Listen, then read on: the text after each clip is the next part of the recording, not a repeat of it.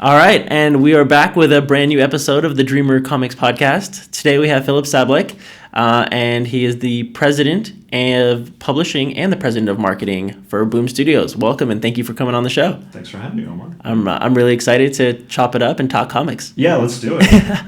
So I wanted to ask, how did you get started in the comic book industry? Going farther back than I would care to admit at this point,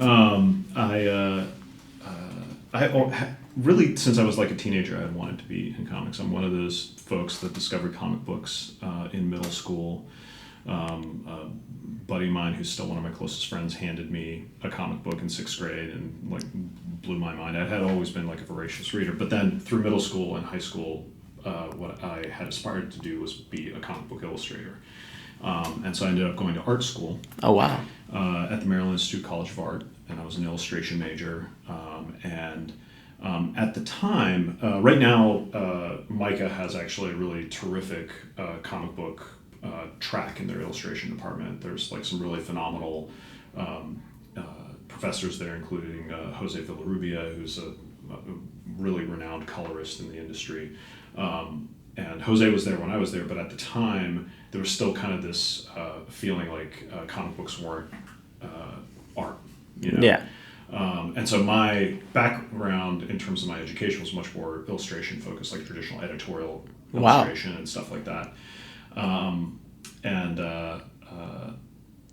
While I was there, I was learning all that stuff. I was putting together portfolio packages. I was that kid like in high school that was putting out a sample packet every month. You know, were you going to conventions, showing it to people? Were you? Yeah, as much as I could. I grew up in Virginia, in Southwest Virginia, which was there weren't a ton of comic conventions. The biggest convention in the area, and the one that like I went to in high school, that I thought was like, oh my god, it doesn't get bigger than this, was Heroes Con, which was obviously a terrific show, but you know, really a mid-sized. Yeah, that's not a show. That's not a AA show or anything like that. Right.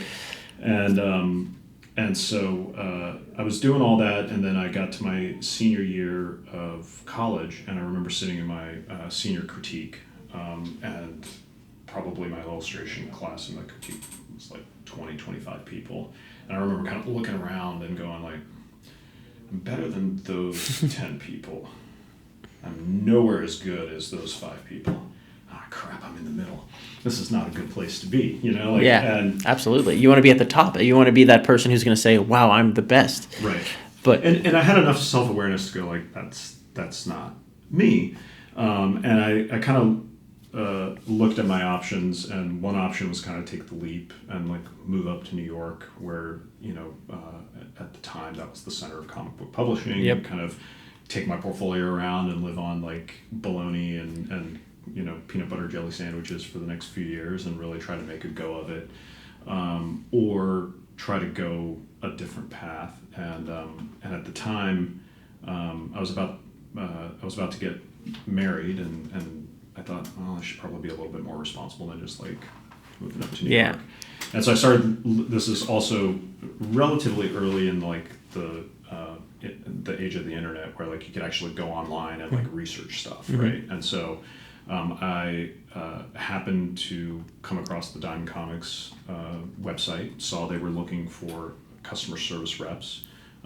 It was probably the only job I was qualified to do because I had waited tables, because my BFA was not really good for much else. And so I thought, well, okay, this is in the comic book industry. In the comic book industry, it's a full-time job. It probably has health insurance, and I can support my family this way. I can support my family this way, and it'll be a way to get my foot in the door. And at the time, I thought, well, I'll do this. I'll have an opportunity to network, because I was relatively confident in my ability to like talk to people, of course, like, be friendly and like develop relationships. And so I thought, if I can do that, then maybe I can segue into being a penciler or an illustrator at some point. And so, how did you end up finding out about the diamond position? Like, how did you end up? Well, the reason I ended up on their website was because in college I had started up a comic book club. Oh, wow! It was the first like comic book and graphic novel club at Micah, and one of the things we did was we worked together to like order books, and so I had done some research and found a mail order site and I want to say it was Mail Order Comics. I don't think Discount Comic Book Service was around at that point yet. And one of the things they did was they sent you a previous catalog, and that's how you ordered. And so it was my first exposure to like, oh, there's a catalog in this industry where you can pre-order comics from. And so that's, I think, how I kind of found out about Diamond. Yeah, and then started. And so as I was looking for jobs in comics, I did like a internet search. I don't remember whether it was a Google search. It was probably something like Alta Vista. Or something like that. Anyway, Ask Jeeves back then. Yeah, and just kind of came across it, and then I applied for it. I got called in for an interview, and I graduated May of 2000, and I started at Diamond June. Wow. 2000. That's and so I've pretty much been in comics straight out of college. And so when you got there, like, were they just like, okay, your job is going to be working with indie publishers to get the books into previews, or what was? Oh no, it was not even that glamorous. It was literally customer service for the retail accounts. Oh wow! So I worked from 11 to 7. Okay, dealing with all the different comic book stores and West Coast actually. Yeah. Oh, okay. Yeah, so my accounts were Washington State. So I had Seattle. I had Montana. In 2000, there were 6 comic book shops in Montana. Wow. Just so you know, that was it. And they were all in like Missoula and Billings. That was it. And then I had some California stores as well. And what was really great about that, I was in that job for a year.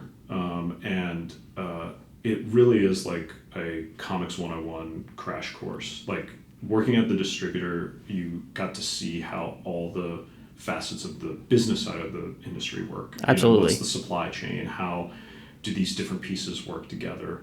And I had firsthand exposure to what retailers' concerns were and like what were the things that motivated them. Of course. What were the things that stressed them out in a given week. And what was neat about the way that Diamond worked, I think at this point, most of the like ordering and reordering is done through their website. Everything's done on the internet. Yep. But back then it was like all by hand. 40, 50 of us sitting in the basement at the Diamond offices, wow. just rolling calls. And so you would have your accounts that you had relationships with, but when you weren't engaged with one of them, you were in the queue and you would literally just take calls from retailers all over the country. And so like that was another thing that was really educational, was just like how do you interact with people from different parts of the country, right? Like the retailer who's in New York City or Boston interacts with you in a much different way than the guy who's in Iowa. Of course. And there's a different level of customers. There's a different level of demand, supply, and intensity, and just the way that and so being able to kind of like adapt how you talk to people and respond to that was really helpful. And I was there when Bill Jemis and Joe Quesada were relaunching Marvel Knights and selling in Ultimate Spider-Man for the first time, and when Wildstorm was really kind of having its renaissance over at DC. And so it was a cool time to be there because it was like there were people that I was working with that had been there during the crash. Yeah. And were still kind of like, recovering from the effects of that. But we were doing things, there was email, but it was a lot of phone calls, fax orders. Yeah. And I mean, I don't even think like wireless was around back then. I feel like it was still hard. I mean, 2000 was it was close. I think I had my first cell phone in like 2001. And again, just because I hadn't let go of this idea of being an illustrator. I remember I got that cell phone specifically because I thought, well, I'm sending out these like samples. Yeah. And I want to put a number on it. And if somebody calls me with like a job offer, I want to be able to get it. Of course. Right away, right? Yeah, so I was in that job in customer service for a year, and then a position opened up in purchasing, which is Diamond's department that deals with the publishers, and that was the more glamorous side of the business, right? Like because you're not worrying about damaged orders, or you're not worried about right. My count was off this week, and how do we fix that? And because I've owned a comic book store as well. Oh really? Yeah, I had Heidi Ho Comics in Santa Monica. Oh man, I didn't know that. Yeah, that's awesome. Yeah, that's a great store. I love that store, and they just moved right now, and they're they're incredible. They've kind of the new owners right now have kind of brought new life into the business. But so you know the concerns. I know. Oh yeah, absolutely. And again, like the varying degrees of it, right? Like you could be talking to, somebody from Midtown Comics that is just trying to get in there, reorder as quickly as possible. Absolutely, we have demand for it. This is a hotter book than we thought it was. Right, or just like for them, they're used to shortages and damages, and they're going through and they're just like, this is just like, I got to get my work done so I can move on to the next thing. And then in the next minute, you'd be talking to a store that just opened up in the last year, and they're in Billings, Montana, and like the one copy of Ultimate Spider-Man you didn't send them really like ruined their business. Yeah. And so the scale of it was pretty. It's so interesting because it's such a big difference. Yeah. After that, you transitioned over to publishing, and how did that come to be? Because you ended up at Top Cow. Yeah. So the Top Cow job came from my work at Diamond. So when I was in the purchasing department for 5 years, and I worked with publishers of all sizes. So some of my early accounts were like Oni Press, and I worked with Jeff Smith for Cartoon Books, and Dave Sim at Aardvark Vanaheim. And so those were kind of like the smaller independent publishers that had been there for a long time. And then the longer I was there, the more I was able to kind of work up to larger accounts. So I had Dynamite Entertainment when Nick Ritchie first started that. And then same thing with Image Comics. I eventually got as an account. That was my biggest account. That's one of the top image. I mean, at the time, I don't know if it was, but they had gone through a rise and a fall at that time, right? Yeah, it was still a premier publisher, but I think at that time they were very firmly number 4, so they were behind Dark Horse. Okay. Jim Valentino was the publisher over there at the time, and then about halfway through the time I was there, it switched over to Eric Larson. So this was like the era where they had like the Red Star and Powers, and I'm trying to think some of the other hits at the time, but they were really trying to figure out like what their brand is. Right, exactly. And then Eric Larson came in and injected some new energy into that, into their publishing line, and eventually Eric Stevenson took over. Yep, and that's who's still there. Right. And so through that relationship with Image is how I met Matt Hawkins, who's the president over at Top Cow, who you've talked to. Yeah. Top Cow has always been, well, that's not true. There was a period of time where they weren't part of Image. Yeah. Very briefly. And since then, because they're a partner studio, and they had this time where they had left Image and came back, I think Mark Silvestri always wanted to kind of have an infrastructure that could operate independently of Image and could interact with all the main partners. And so like back then, Matt was the only like partner studio where he would actually, Top Cow would contact Diamond directly and oh wow, coordinating with Image, but like Matt always wanted to have a direct line. That's fascinating. Yeah, because a lot of comic book publishers that are Image is the big central brand, but there's so many different smaller publishers like Skybound, and all of them, it felt like they give their stuff to Image. So it's interesting to hear that there's actually a different level to that as well with Top Cow. Yeah, and I think it may have changed over the years. I think now Matt and Mark are much more comfortable with Eric and the way things are run, seat and how it's run. But the other thing that's important to remember, because a lot of people forget, there was a period of time where like Top Cow was Image's biggest revenue driver and like was the hottest brand. Oh yeah, Witchblade and the Darkness, Tomb Raider, Battle of the Planets, all those books launched at number 1. Yep. And sold really well. Wanted was huge. Yep. And so anyway, I'd gotten to know Matt, and he called me up one day and said, "Hey, have you ever thought about leaving Diamond?" And I told him, I was like, "Yeah, of course. It'd be great to get in the publishing side again." It's like, in the back of my head, you're still kind of thinking about like, oh, like if I ever want to be creative, I need to be on that side. Of course, business, right? And even that job in the purchasing department was kind of me looking at like, how do I build a deeper network? How do I get into that other side, and how do I get to do what I love, which is drawing and dealing with comic books and creating stuff. Of course. But what was funny was at that time I had just I think bought a house. Like literally, I was closing on a house in Maryland. Oh, wow. And Top Cow's based in Los Angeles, and I said, like I'd love to, but like I can't move. I'm like signing paperwork in the next week, and this would just be a disaster if I left. And he said, okay, and he thought about it, and then he hit me back up, and he's like, well, what if you could work remote?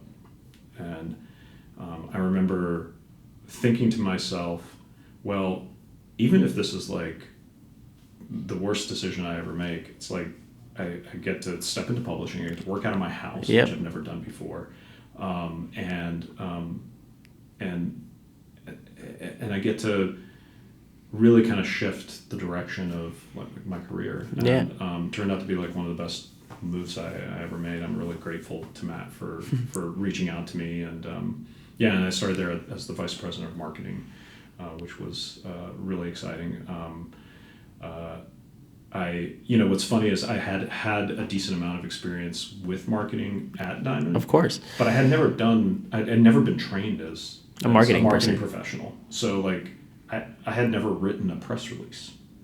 I had never pitched a story to a news outlet. It's so funny you say that, because when Matt came on the show, he was talking the same thing, and he said, I went up to Rob Liefeld, and I had never written a press release before, so I just showed up. I was in line waiting for him at a signing, and that's how he got his job too. He had never done any of that stuff.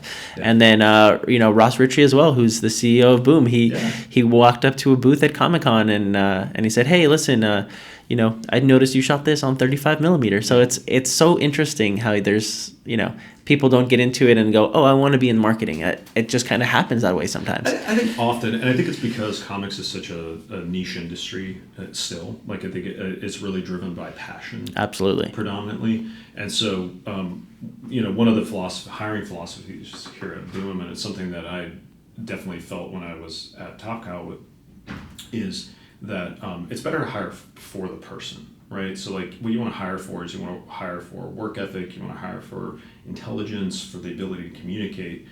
And my joke with marketing is it's not rocket science. Yeah. Like if you have decent communication skills and you're able to think strategically and you're willing to learn, like anybody can do it. And that's not to say that we don't have some incredible professionals in the industry, or that like a marketing background or like a formal education that isn't helpful. But I just think that at the end of the day, it's about who you are, how you interact with other Absolutely. people. And it's the hardest thing to kind of communicate to people that are aspiring coming in. Is like, well, what are the steps I need to follow to break into comics, or what are the steps I need to do to get this job? And the reality is it's a time thing. You have to put in the time, you have to build the networking, and you have to hone your craft. I mean, those are the things that are hard to communicate. Have to want to work with you. Of course. Right? Like I always say, like we spend 40 plus hours a week with these folks. You don't have a bad apple in here that's going to ruin your mood and get the whole office down, and there's no one who would want to hire that person because no matter how talented they are. Exactly. Because you're around them. You want to have somebody who's going to lift you up and brighten your energy. These are going to be some of the biggest, most impactful relationships of your day-to-day life. Absolutely. And so when it comes to you talked about your work ethic a lot, and you're known for your work ethic. I think it's one thing that, when it comes to your reputation, people say, oh, that's interesting. That's good to know. You are a very hard worker. What would you say is like, what has brought you to, like, what do you do as the president of publishing and at Top Cow at the time, the vice president of marketing? What did you do? Like, what was like a day-to-day? Well, I think day-to-day is hard to describe because my role in comics has evolved. Yep. One of the things that I think is interesting about my career is I've basically done every aspect of the business except running a store. So that's like something I haven't done yet. Although I have worked a fair amount of counters since kind of getting into the publishing side, just to have that experience. But, I think in terms of what my day-to-day is like, these days. So I run the publishing and marketing departments. And in addition to that, one of my sole responsibilities is negotiating contracts and working out deals with both our creative talent that we work with and with licensing partners. Okay. And other kind of business relationships that we might have. So it's really kind of three very different gears. Absolutely. They're related, right? But like the creative energy that goes into negotiating a deal or a contract is very different than the creative energy that goes into coming up with a marketing plan or providing feedback on that, which is very different from the kind of strategic thinking you need to work on a printer problem or a distribution problem or a logistics supply chain Absolutely. issue in operations. So I try to structure my day as best I can, knowing that ultimately I'm going to have very little control over what shape the day or the week takes. Typically, my preference is like I like to come in the morning and I like to get a couple hours of like deep intensive work done on a big project, and that's where I kind of have control. Yeah. And then by mid to late morning, I'm responding to support people that report up to me. Yeah. So I have Arun Singh, who's our vice president of marketing, who reports up to me. Spencer Simpson, who's our sales manager that oversees our book market and library sales program. Kate Henning, who's our operations manager. All three of those folks are going to be coming in with things that they need to get everything running smoother, running better, or whatever. Solve problems, put out fires. Is, right? Yeah. And then by afternoon, it's usually meetings, phone calls, things that are more kind of communications driven or kind of reacting and problem solving versus being proactive and proactive. Yeah. That's the morning. That's what you do in the morning to work on those big projects and get there. Yeah. So what drew you into Boom Studios? What ended up kind of ultimately bringing you here? Well, I've known Ross since he started the company, so that helped. I heard about that phone call where Yeah. you had a very distinct voice, and he reached out to you, and you kind of developed a relationship right away. Yeah, it was funny because it's just one of those accidents of fate, I guess, right?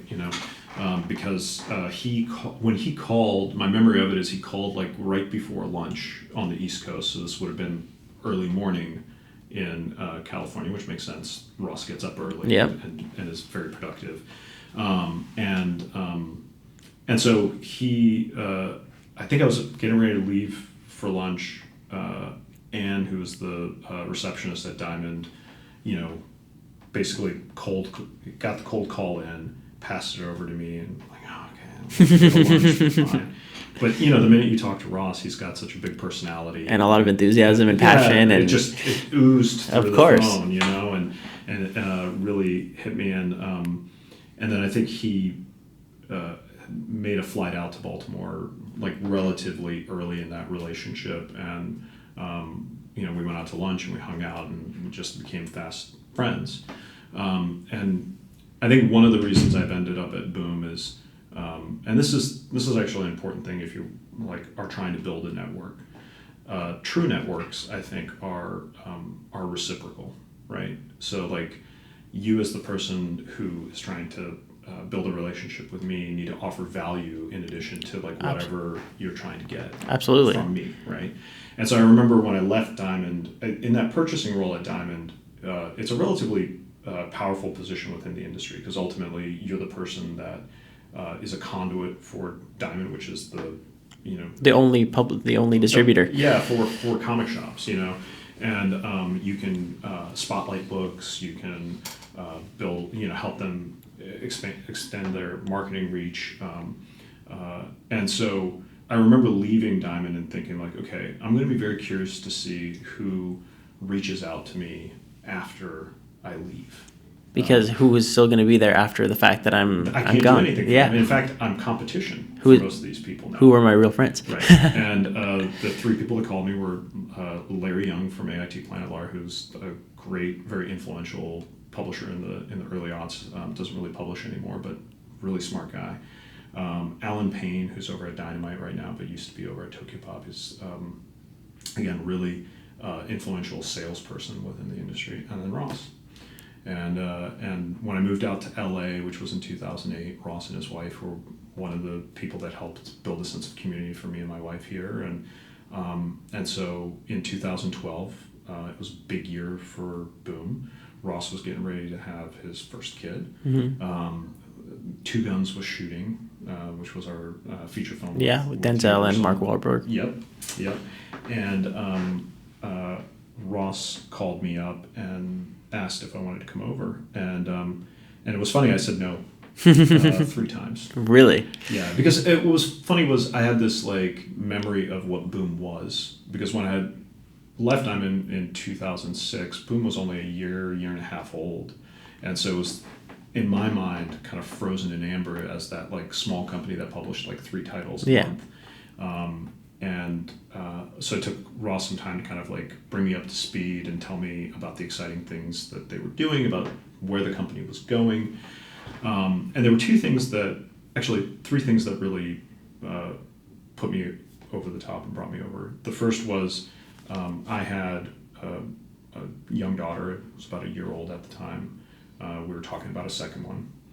And at the time, Top Cow was small and didn't offer health insurance. And so I was like, if I can find a place that has health insurance, so that my wife isn't anchored to this job she was in to provide our health care, that would be great. 2, because I had a daughter, I was like, it'd be nice to be able to bring some comics home when she gets a little bit older. Yep. And not feel weird about having to explain what Dad does for a living. Yeah. And while I was and still very proud of the stuff that we published at Top Cow when I was there, and they continue to do like really fantastic work there, it's predominantly aimed at like teens and up. Yeah. And in particular, I wanted to be at a place that did some kids material so that I could share that and share my love of comics with my kids. And then the third thing was, because I had been friends with Ross for a long time, I was actually very concerned about working too close with a friend. Exactly. You hear don't work with your friends. Working for your friends is even crazier, because now you have to have this balance of what your work relationship is and your friendship relationship. Yeah, outside of work. And so Ross and I had some very frank conversations about that. And then ultimately he had me meet with Matt Gagnon, who's the editor-in-chief here. Of course. And he's like, Matt's worked for me for a very long time. He's a straight talker. He's got a reputation as somebody who's very honest and straightforward. Go have drinks with him. Ask him whatever you want. I won't be there. And then decide if you want to work for me after that. And so Matt and I went down to Molly Malone's, which is a great dive bar over here on Fairfax, and we did quite a few rounds of Jameson. I love it. And really got into the nitty gritty. And I remember we were probably about 2 hours in, and I was just peppering him with questions and kind of asking him, well, what about this and what about that? And I heard this. Is this true? And finally, I think Matt, who has a pretty good patience, looked at me and said, look, you're a man of integrity. I'm a man of integrity. Ross is a man of integrity. Everything else will sort itself out. And he was right. 6 years later, it's been true. Like and it's one of the things I love about. It's important if you work with good people, and everyone kind of acts in the same capacity, and you know who those people are, and you know their character, then it shines through, and that's why you've been here for such a long time. Yeah, and it's I think how we have recruited such a great team, and that's always been one of Ross's goals, is what if you put together the Justice League of absolutely comic book business people. I wholeheartedly believe that. It's all about people. Any successful business is about the people in it, because those are the people that are going to be making decisions. Those are going to be people that are going to be reaching out, doing marketing, making sure. Without the people, it's interesting. Every man thinks they can do everything on their own, and we're an island, but you realize that really working with others is how you really become successful. Yeah, absolutely. And I actually think that, if you look around the industry, the companies that have kind of plateaued are the ones that have leaders and CEOs that have difficulty letting go of that control. Absolutely. And handing things over. And Can't delegate. Yeah, and I think one of the most, if Ross has a superpower, it's his ability to spot talent, and then to have the confidence to bet on that talent. Yep. And understand that, like, as a CEO, what he does is he imparts all of his information as quickly as he can, and then he goes, great, now go be better at marketing or editorial or finance than I can. I love it. He's like, figure out all the nitty gritty and report back to me so that I can know exactly what it is and work that communication. Absolutely. So Boom had a really big event this year. They made it to the front of the previews catalog. Yeah. Can you kind of explain to me how did that come to be? That's. Sure. Well, I guess first is it helpful to explain what it is. Yeah. Right. So Like we talked about, Diamond is the only distributor for comic shops at this point, and so it's a really important avenue of distribution and way of selling books for comic book publishers. They have this catalog previews, which is 500 plus pages, and essentially the shape of that catalog was largely locked in 1996. And so in 1996, there was a big kind of distributor battle with Diamond coming out on top. And part of the reason they came out on top was they signed these exclusive deals with the key suppliers in the industry. So DC and Marvel ultimately signed exclusives, Dark Horse and Image signed exclusives. And so those four foundational publishers who had the largest market share at the time got spots in the front of the catalog. And that did not change until 2008. Wow. So for more than 10 years, if you're a retailer, the catalog signaled to you what's important to buy. This is important. Of course. Right? And with Marvel and DC, you look at it and you go like, well, obviously, right?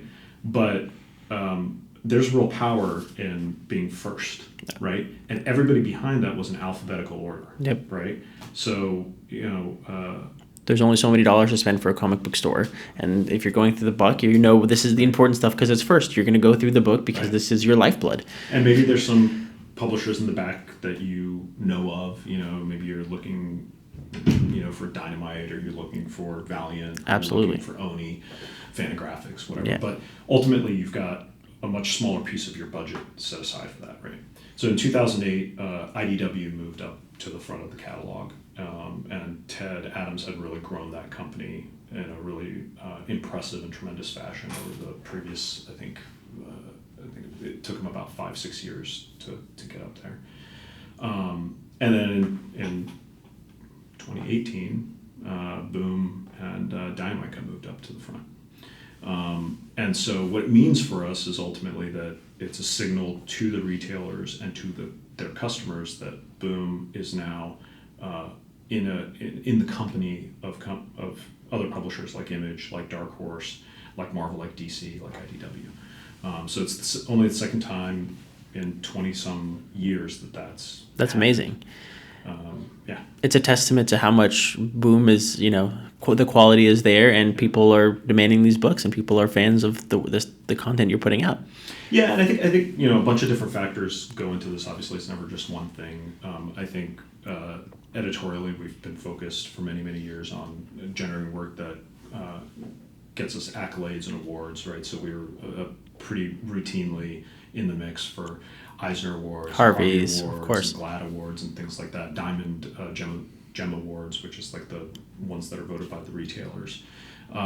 We have always focused on like leveling up the licensing partners that we have, leveling up the creative talent that we work with. So if you look at, from I can speak from 2012 when I started. From 2012 to 2015, we really I think leveled up a lot of the creators we were working with. All of a sudden, we were working with not only Mark Waid, but Grant Morrison and Paul Jenkins, and we were bringing in artists like Brian Stelfreeze and J.G. Jones and George Perez signing an exclusive with us. And these things are signals to the industry that you're really leveling up and punching above your weight class. And then likewise on the license front, we went and in 2012, Adventure Time had just taken off and was really heating up when I stepped into the company. So we had a great suite of titles from Cartoon Network. We were working with Fox on things like Sons of Anarchy, which when we launched it was one of our biggest launches. We were able to acquire licenses like Power Rangers, which that first issue of Power Rangers outsold everything that month except Batman. Wow. And it was because it was Batman 50. So it was a big anniversary issue, so we came in right after that. We outsold everything that Marvel published that month. And I think what was noteworthy about that was that Power Rangers is a property that's been in comics on and off since its inception 25 years ago. But it's never had an impact like this. No, it's never been a top 10 book. It's never been a thing that drives conversation. And so I think that's some of the things that helped, put us on Diamond's radar, thinking about like, okay, if we're going to move some publishers up, who are the publishers that would warrant this kind of a change.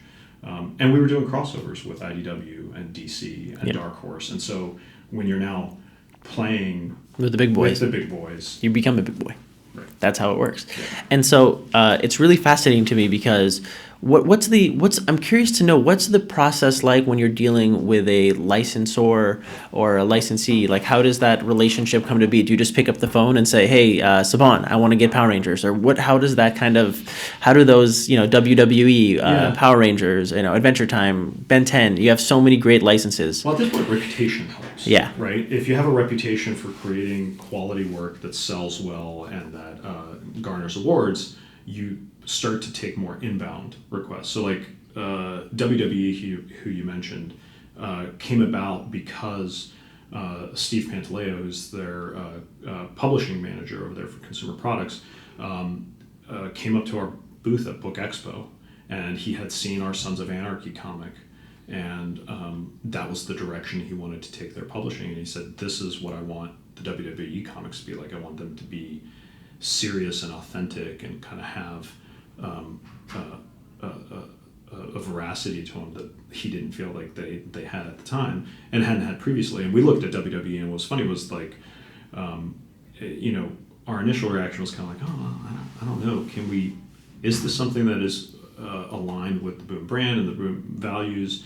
And I was a WWE fan in college, so in like the late 90s, early 2000s.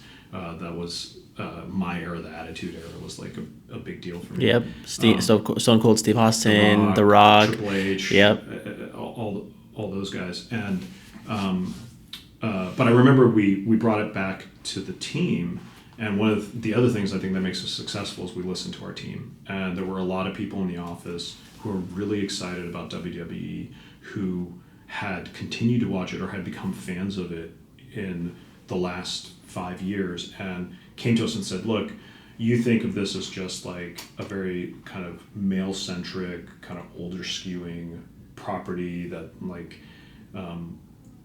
appeals to like just one demographic." And over the last number of years, what WWE did brilliantly is they really expanded their audience, and so now there are elements of it that appeal to kids and families. There are elements they really put a lot of effort into their women's evolution brand, which is their female superstars, and like in particular, those superstars went from kind of being valets and managers and eye candy with the wrestlers or damsels in distress to really being powerful superstars and athletes in their own right. And so that was what was appealing. And then our team came back and said, "Hey, we can do this in a way that is true to the actual product." And I think what hadn't worked with WWE comics previously was everybody was trying to figure out like, how do you make WWE comics, and to do that you have to take the wrestling, you have to combine it with something else. You have to make them supernatural demon hunters or like they're superheroes, or they're avatars for like ancient deities and things like that. And we just looked at it and we went like, "No, this is cool. Yeah, we're going to do this. We're going to keep it original." Show, yeah. Right. And what we thought the power of comics is obviously WWE, the show is limited by budget and time and location. Comics don't have any of those limitations. So we said, okay, well, there's the stuff that happens in the ring that everybody sees. There's the backstage stuff that happens. What's all the stuff that happens in between that is talked about but not seen? And then what if we treated the world as if this is reality, meaning that Kane never takes his mask off and is never, Glenn, the guy. He's always Kane, of course. And what if Dean Ambrose is always as crazy as he is on the show, and that's like who he is, right?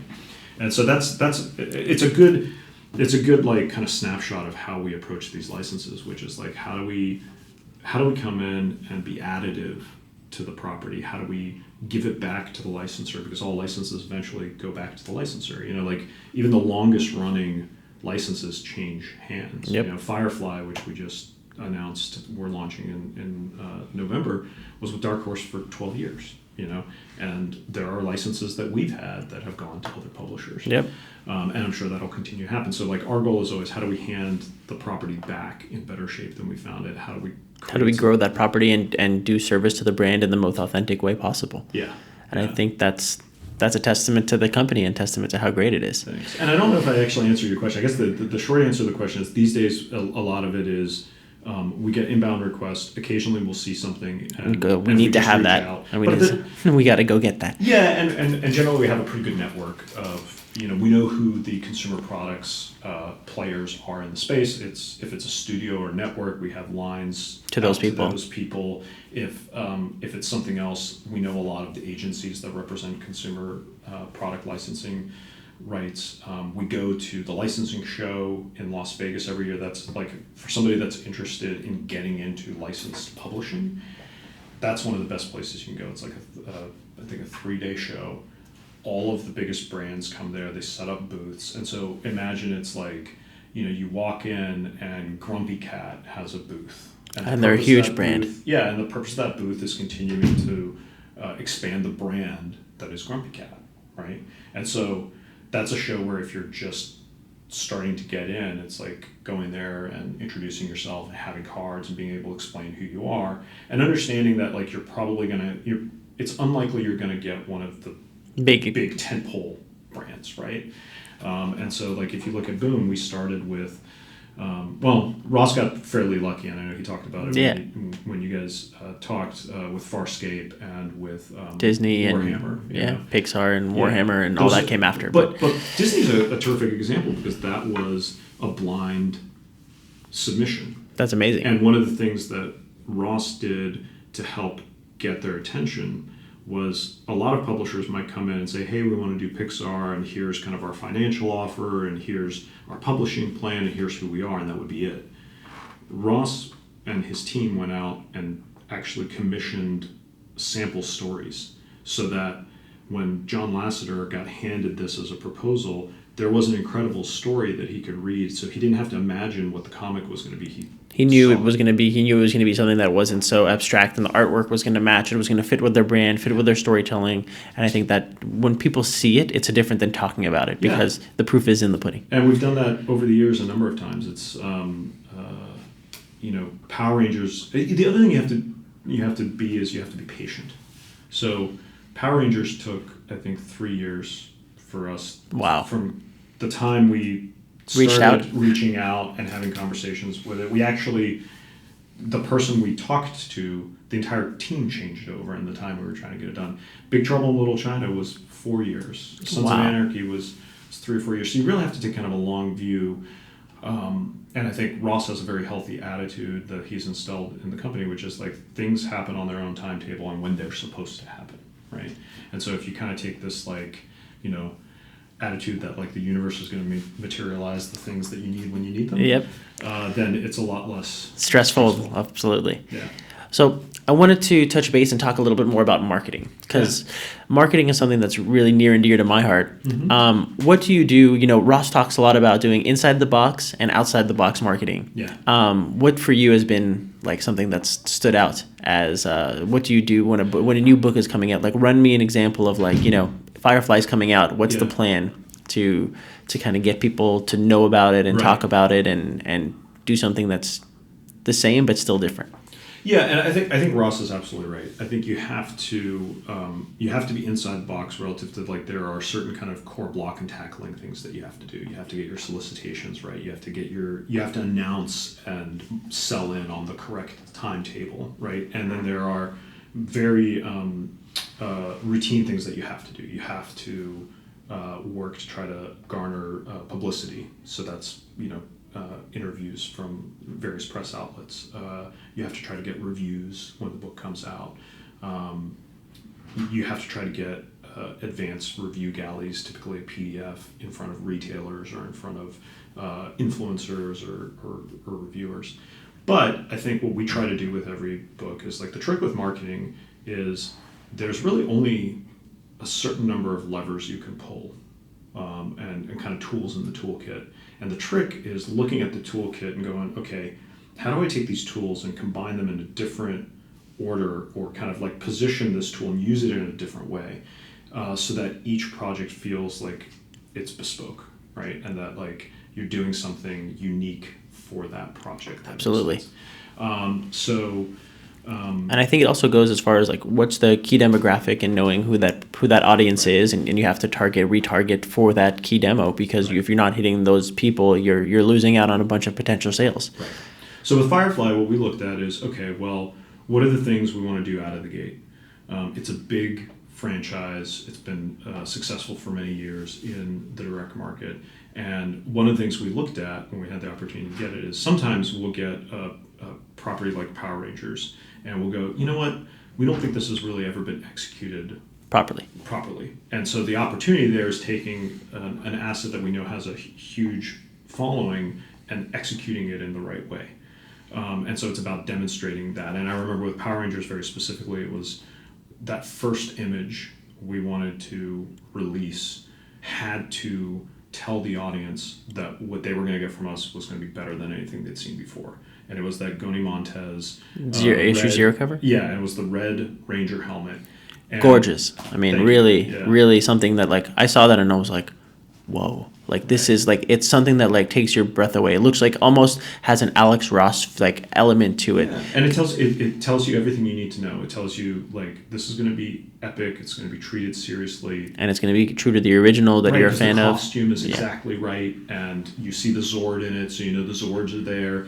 And what was, and I promise I'll come back to Firefly, but Power Rangers is actually a great example of something where the innovation there in the marketing was, we announced it right ahead of Comic-Con. We had an exclusive with the announcement with the Red Ranger cover, and then what we surprised everybody with was we had set up exclusive reveals of the other 6 covers at 6 other sites. So in a 48-hour period, we just blitzed the media with all these images, and the minute we released the second one, all the fans realized, oh, they're going to do a cover for each one of the Rangers. My favorite Ranger is going to have a cover. And it was about chasing and trying to figure out when's the next one going to break, where is it going to break. And then on top of that, we announced that, hey, not only are we announcing this at Comic-Con, ahead of Comic-Con, but at Comic-Con, we're going to have 6 one-page comics. And this was Bryce Carlson, our managing editor at the time, now our VP of Editorial and Creative Strategies, came up with this brilliant idea of, what if we took each one of the covers, and on the back of it, we did a single page of comic. So it's literally like a print. And then if you get all 6 of them, you get a short story because the stories connect. That's amazing. And then we blind bag them in different allocations. And so there's a chase component. So that builds excitement and kind of a fervor around it, right? So that was Power Rangers. That was like kind of the innovative out-of-the-box thing we did there. And then with Firefly, the challenge is Dark Horse did a tremendous job with it. You know, you look at those comics that they published and those graphic novels that they published, and they are, tremendously executed, really talented people working on it. Joss Whedon and his brother worked on it a fair amount, so you have as authentic as you can get because you have the original creator involved. And they filled in a lot of the gaps that fans wanted to know about. And so we looked at it and we said, okay, well, what can we do differently? And so when you're approaching Firefly, you have to start from start, and you have to go to the root of it and go, what are we going to do creatively first and kind of on a publishing basis that will differentiate us from what's come before and create some new excitement? And so, one of the ideas I came to Sierra Hahn, who's the senior editor that was first started working on this, was, as a fan of Firefly and Serenity, I looked at it and I said, as far as I know, the one thing that we've never seen is the Unification War, which is like the they've always hit it.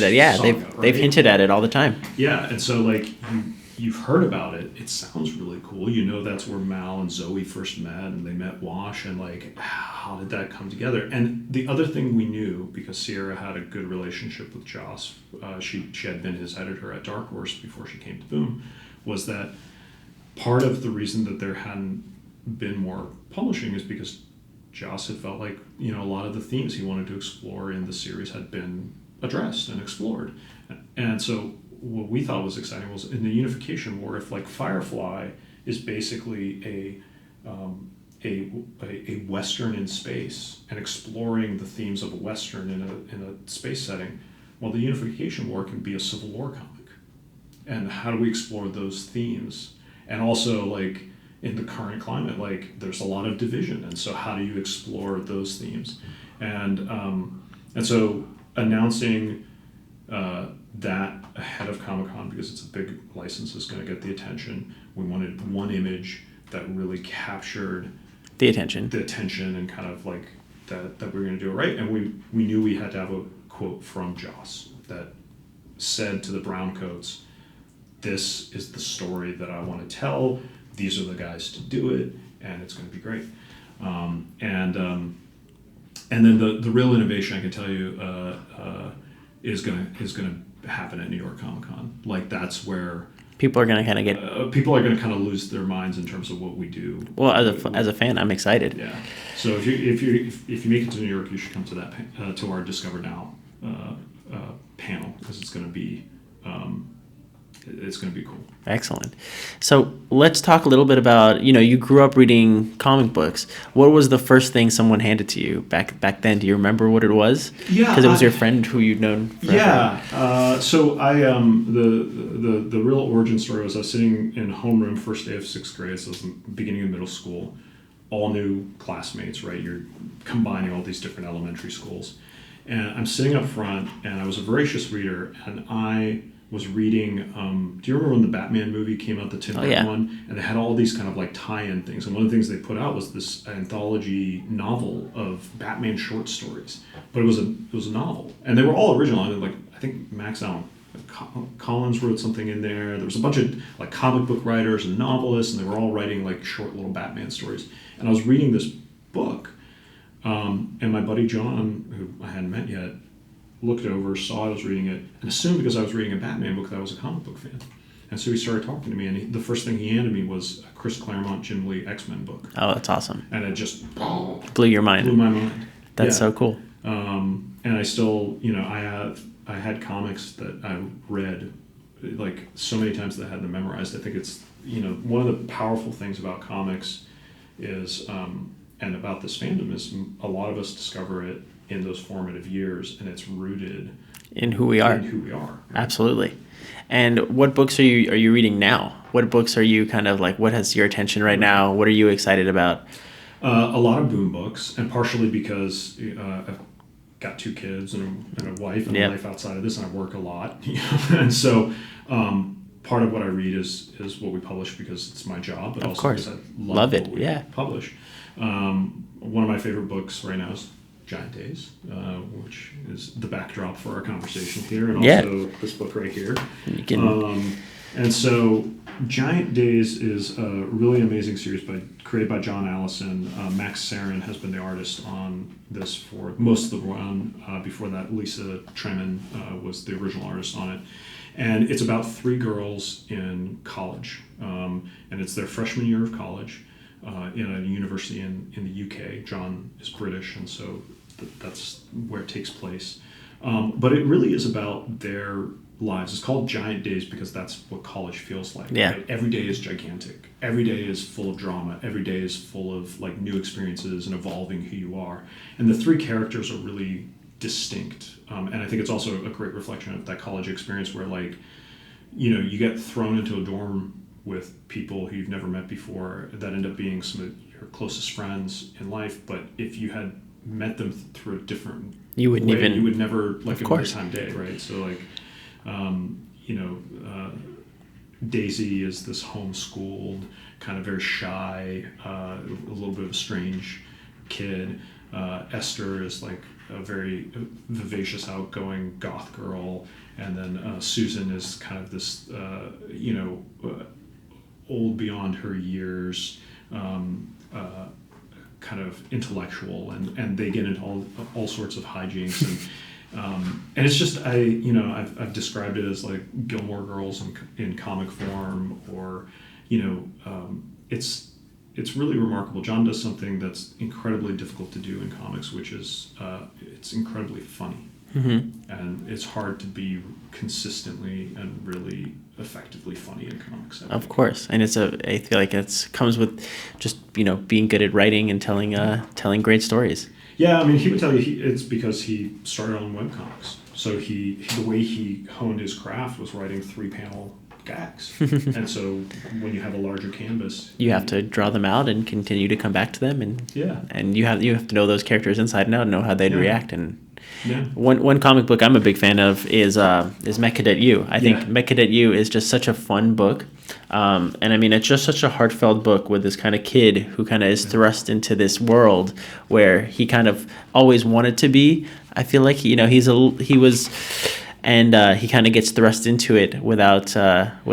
Yeah, I mean, I think what Greg Pak and Takeshi Miyazawa did really brilliantly is they zeroed in on a feeling that I think a lot of us who love comics can relate to, which is that feeling of not fitting in. Yep. Right.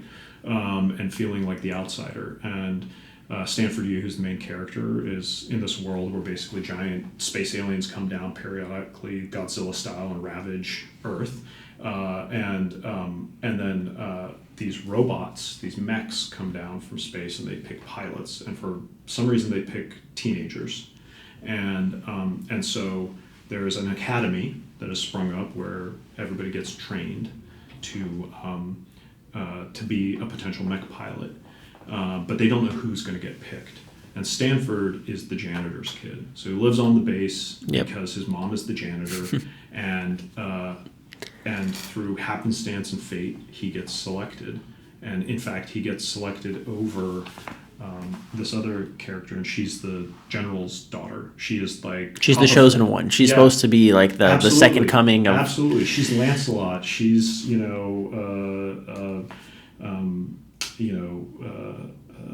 chosen one, and he is not, and he gets chosen over her.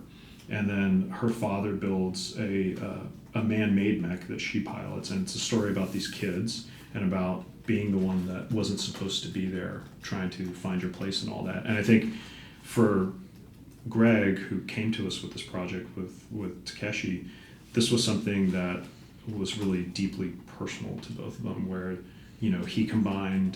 these guys combined everything they loved from their childhood, this idea of teen heroes and robots and giant monsters, and specifically, I think for Greg and Takeshi, the idea of putting an Asian character in the lead role, in the hero role. Absolutely. Which you don't see a lot, and that's a through line for a lot of these boom books. It's like, what's the song in your heart? What's the thing that you want to write forever? Judas was an amazing book that we published last year, and it's the true story of Judas, who arguably is one of the greatest villains in the Bible. Yeah, he is probably one of the greatest villains in the world ever. He is the literal Antichrist. It's right. He's the betrayer, right? And so and even the name Judas is the name is so infamous. It's like Adolf. You don't have kids named Judas because Judas is a reference to people that betray you. Yep. Right? And Jeff Loveness came to us with this idea of is Judas the greatest villain, or was he kind of damned to this fate and ultimately not in control of his life? And can I make him a sympathetic character in the greatest story ever told? And so Eric Harburn, who's the editor on this, paired him with this amazing artist, Jakub Rebelka, who had done Nameless with us. And they really channeled something. What I think is amazing about this book and kind of magical about this place is when you get this pitch in, there are two versions of this book. There is this version, which is elevated and smart and really speaks to the human condition and really kind of opens up your way of thinking about people. And there's the really bad version. And this is another thing I tell aspiring creators is ideas are not the hard part. Everybody has ideas. Everybody's probably got at least one awesome idea in them. But having multiple great ideas, and more importantly, being able to execute those ideas, that's the hard part. That's where the craft comes in.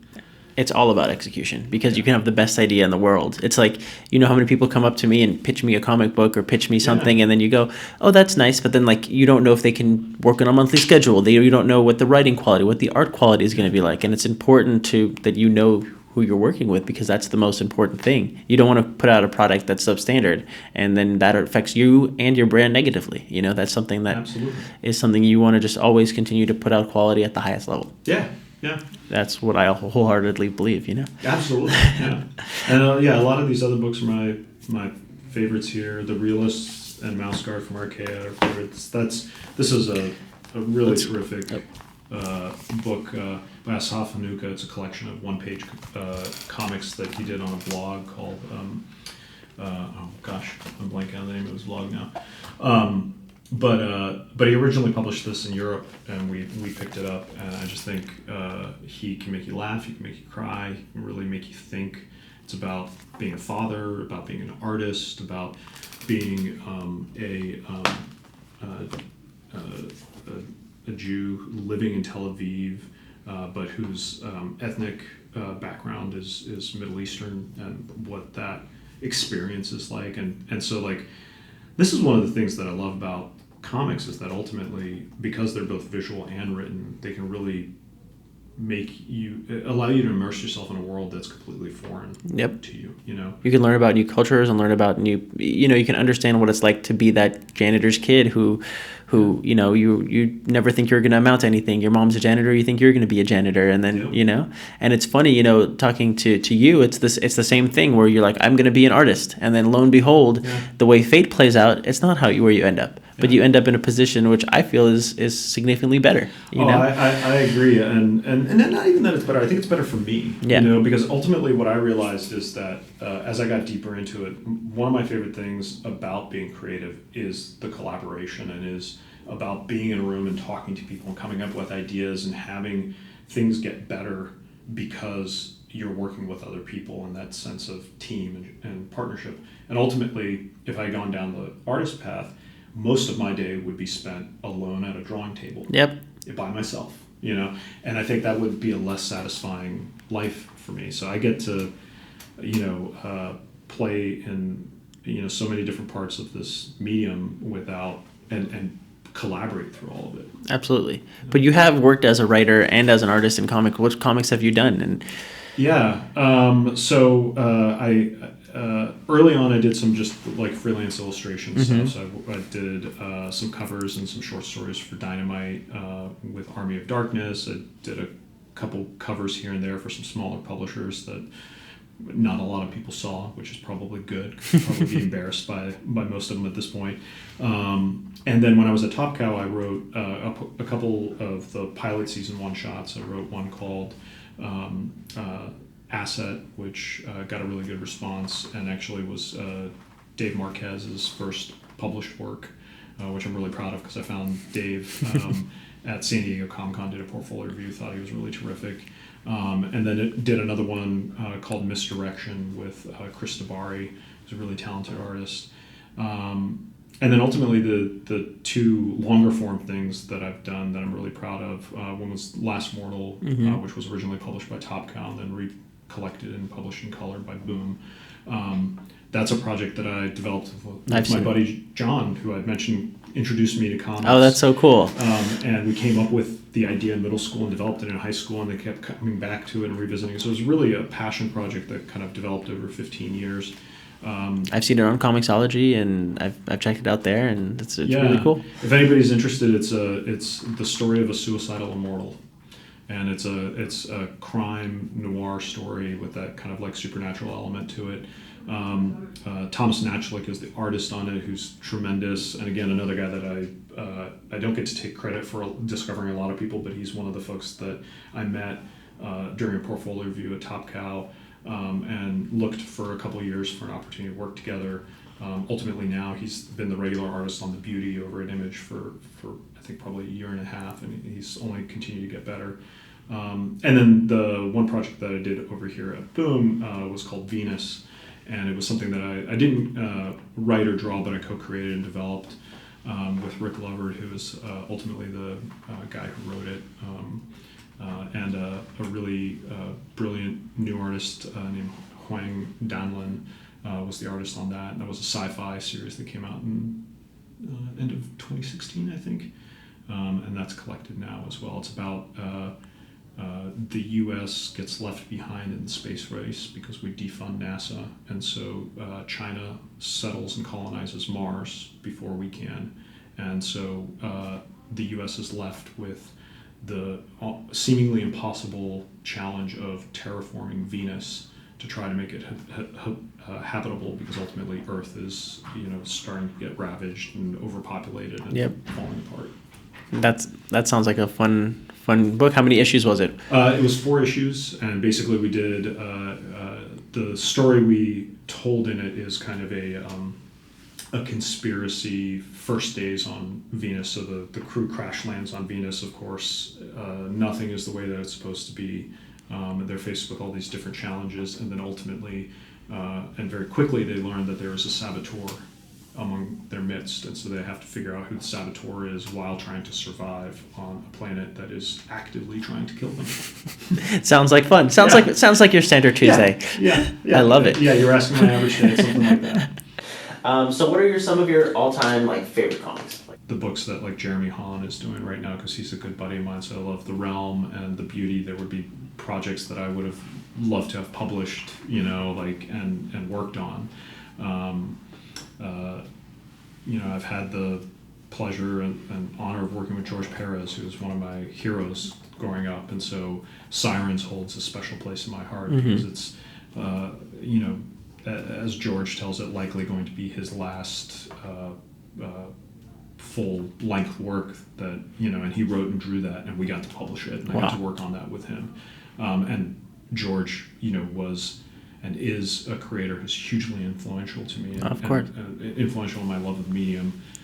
Jeff Smith's Bone, is a favorite. And I got to work with Jeff when I was at Diamond and help bring that to its conclusion, So that's, and it's a small role, but it's those kind of relationships and those memories that help add something to the books when you read them. Absolutely.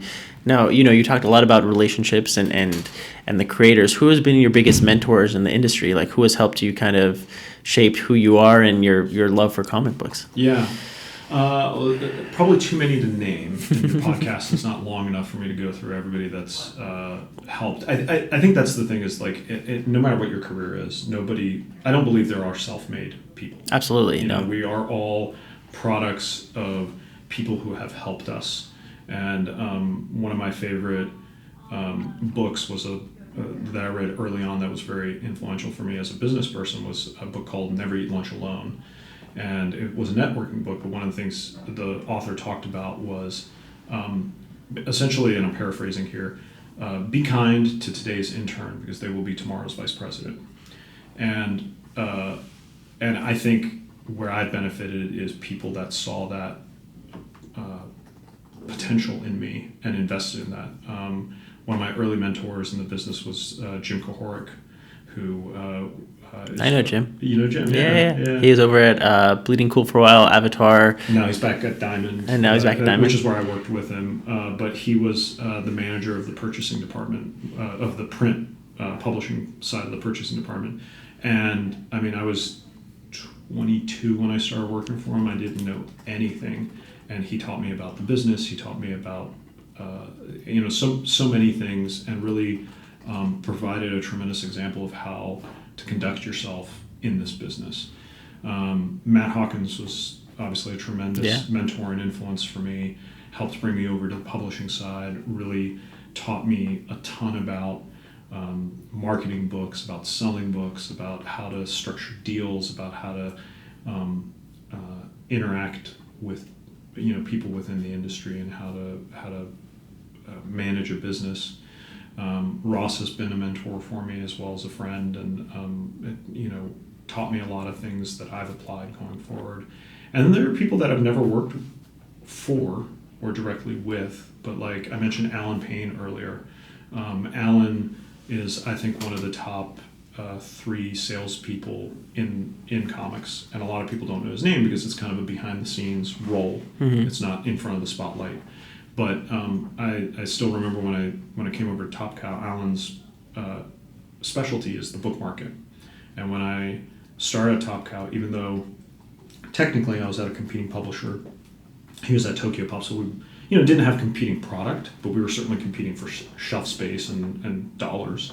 But I remember Alan, in addition to like actually coaching me, said, well, here, why don't you come with me? I'm going to go have dinner with the Barnes & Noble buyer. Let me introduce you and just like hang out and get to That's know huge. him. It's massive. It's massive. And I have, so, I was able to develop my own relationship with Barnes & Noble from that, but that door was open to me because Alan was willing to open it and didn't feel threatened by it. Yeah.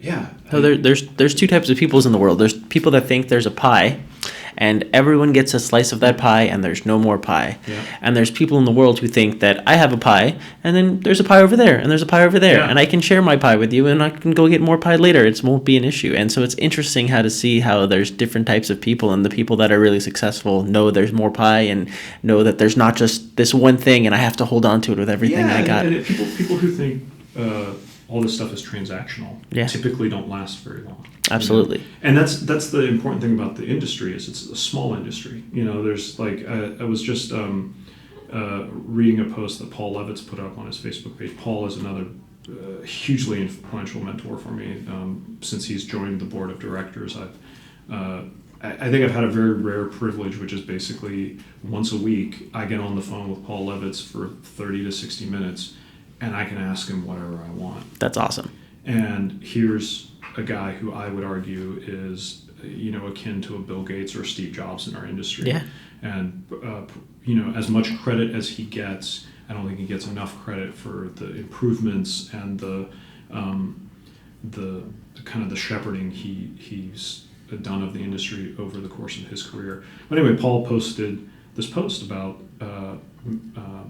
Murray Severin, who just passed away, and was saying that people forget that part of what's difficult now that people of his generation and older are starting to pass away is at the time the comic industry was in New York and there was maybe 250 people in the entire industry. So everybody knew everybody. It's a very incestuous industry. You're not going to go from one person to another, and it's still like that. It's a lot bigger, but there's still that same level of incestuous. If one person's at one company, they're going to hop over here, or they're going to be doing this other comic book associated project within 5 years. It's like just like you were saying, the intern becomes the vice president, and overnight. Yeah. I mean, it's really funny. It's like even at this company the other day, Arun Singh, our VP of marketing, was talking to Eric Harburn, one of our senior editors, and Arun didn't remember this at the time because he had a different perspective. But Eric was like, actually, we've met before. I interned at Marvel while you were there, and Arun's first question was like, well, was I nice? But that's the thing is like, this is an industry where literally today's intern is going to be an employee or a leader or a creator. Donnie Cates, one of the hottest writers in comics right now, was an intern at Marvel at one point. Sam Humphries was an intern. Stephen Christie, who is our president of development, was an intern at DC Comics. And so like, or a volunteer. Elena, who's now I think the vice president of publishing over at Top Cow, was hired because she came with a friend and volunteered at New York Comic Con and bagged and boarded comics for me at Top Cow. And I was just so impressed with her personality and her work ethic that when I had an opportunity to hire somebody, and she literally started in the mailroom. And she worked away, and she is now the number, she's right behind. But yeah. Yeah. And so, like, I think that's the thing is, like, you have to be humble. You have to understand that, like any other entertainment field, this is a creative industry, so there will always be more people that want to be in the industry than there are jobs available. Yeah. And so I don't think it's meant to be exploited, but there's just always there's a ton of people who want to break in. Absolutely. And there are very few roles, and it's not an industry to come and make a ton of money in. You can certainly do well in it, and there are plenty of success stories of people that have been incredibly successful both financially and creatively within the industry. But by and large, it's not that. It's not the starving artist job that you're warned about for a lot of people. Yeah, but it's a labor of passion. If you love what you're doing, you're happy. If you're happy drawing and you get a chance to draw every day, then that's for a lot of people. Or if happy writing every day. You have to be satisfied with that, and anything else that comes is gravy. Exactly. And I think the way that I see my role ultimately, like what it has evolved to, and kind of what I see as my mission is to expand the number of people who read comics, because ultimately the problems that the industry has, I believe, are solved with a bigger pie. Right? Absolutely, of course. Right, and right now we have a bigger pie than we did a few years ago. But it's still, relatively speaking, a small pie with a lot of people trying to eat out of it, right? And so, get more awareness for the industry, and you want to, grow it in every possible way. Yeah, because ultimately that allows us to do a wider breadth of content. It allows us to really open up people's eyes to the idea that this is a medium, not a genre. The thing I often tell employees that start here at Boom is what you have to understand is that there will always be more to do than there are resources to get it done. And the reason is because every other business that sells things at $4 a unit, Starbucks, McDonald's, Chipotle, they do it in the hundreds of thousands and into the millions or the tens of millions. And we do it in the thousands and the tens of thousands. And the biggest selling comics 100,000 are 100,000 copies. So that's very niche. Now, what gives me hope, and I think what has spurred a lot of Boom's growth, is we have, instead of competing for the same piece of pie in the direct market, we are competitive there.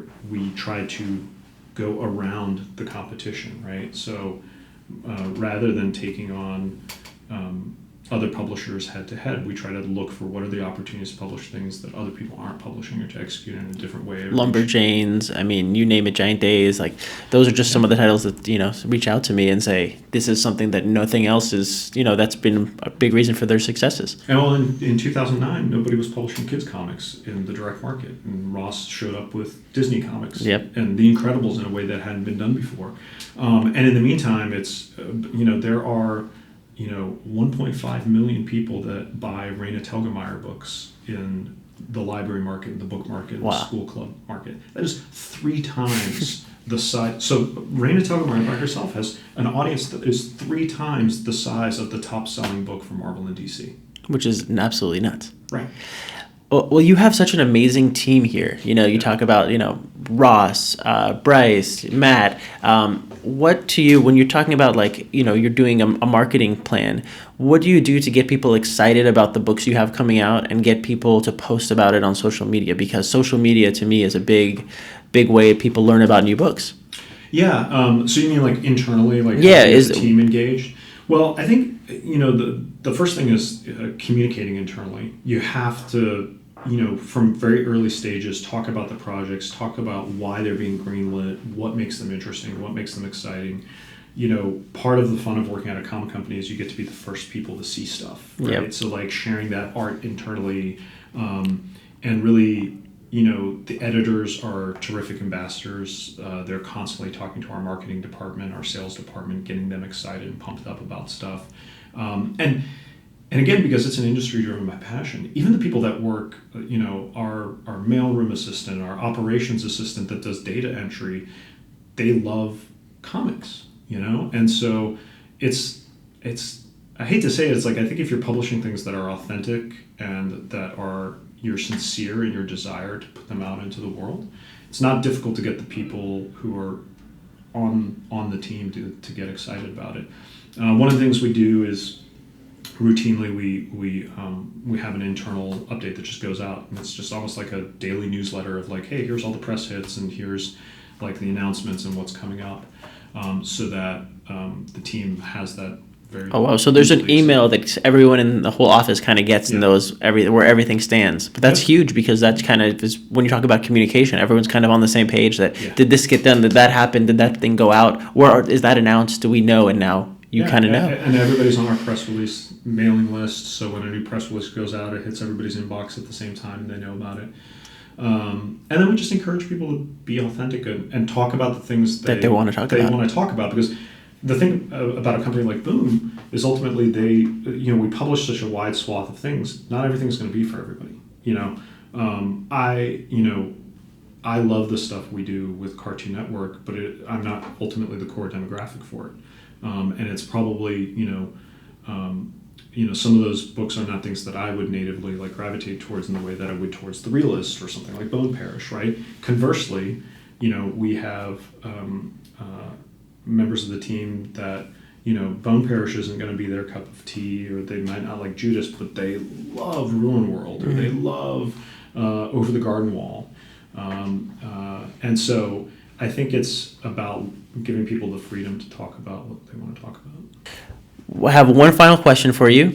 What advice do you have for any aspiring writer, artist, future Filip Sablik that wants to break into comics? I think I'd boil it down to two things. One is be humble, and the other is be patient. And I think if you can be those two things, you can break into comics. And so if you're trying to break into the creative side, one of the things I used to do when I did portfolio reviews is aspiring artists would come up, they'd show me their portfolio, and I would typically start by asking them, well, like, what, how long have you been working on this? And they would, give me an answer. Typically it's like, I've been at this for like a year or two, and I'm going to start going around conventions showing my portfolio. I would ask them if they have a full-time job or if they were in school. Typically they were. And then I would ask them, well, how many hours are you actually putting in a week? And most people would max out at about 20 hours, because if you're putting 40 hours into something else, you got to sleep sometime. Of course. And then I would hit them with the bucket of cold water, which was, okay, you will be proficient at penciling or inking or writing in about 10 years.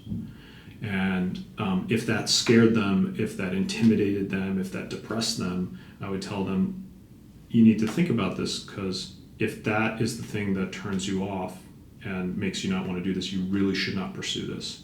Because if you look at the careers of really successful people in this industry, it's not hard and fast, but typically, guys like Brian Michael Bendis, Ed Brubaker, Jim Lee, all these guys worked either on smaller projects or toiled away in the indies or honed their craft in another medium or went to art school. And like, school can be part of that. You spend 4 years in school learning how to be a writer or an artist.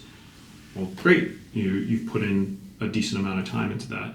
And the be humble part of it is like, understand that there are people that break into the industry and do it at Marvel and DC, or do it on a high profile project, or their first thing really hits. There's nothing better than that. Yeah. Right? But that's the exception, not the rule. Right. The rule is you usually work for 10 years and no one knows your name until all of a sudden you work on this one project that gets a little bit of traction, and the next project gets more, and then after that you're at the big book. Yeah, absolutely. And because it takes time to hone your craft, typically. And on the business side, it's the same thing. It's like, take the job as an intern, take the job in the mailroom, customer service, helping out, volunteering at conventions. Right now we have we do a fair amount of conventions. Some of them are pretty sizable, and so we have folks that come and help us out at those shows. One of whom just got hired as an assistant editor, and she had worked in retail before that at a comic shop, right? So it's like, work at a comic shop, get your foot in the door, however you can. And then be humble and be patient about what that next step is going to be. Because if you have a good work ethic and you can communicate well, and you have good ideas, you are going to be able to eventually break through. And there's a lot of people who don't, and there's a lot of people who just say they try and they say, oh, that 10,000 hours is too much for me. I don't want to put in the work, or it's not for me, and that's okay too. You just have to know what you're passionate about and what you love to do, and if comics is it, then that's what it takes. Yeah, exactly. Well, thank you so much for coming on the show today. Thank you, Omar. Yeah, this was fun. That was a blast.